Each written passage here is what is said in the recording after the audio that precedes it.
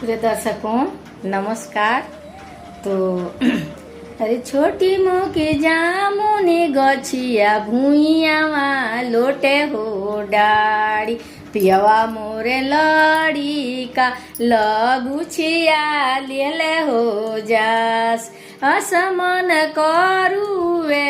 अरे असमन करुवे लगुछिए घिच के हो मारी पियवा मोरे लड़ी का रोवत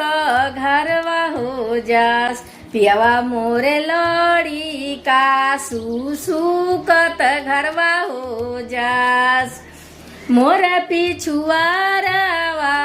अरे गोड़ावा गोड़ हो सारी भुजा भुजे गईलो में गोड़ावा गोड़ हो सारी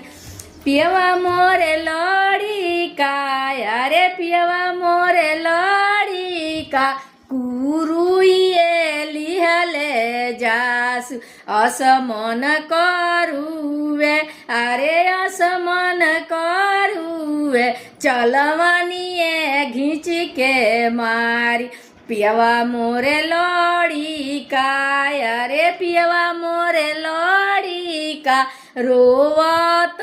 घरवा हो जासु पियवा मोरे लड़ी का सुसुकत घरवा हो जास।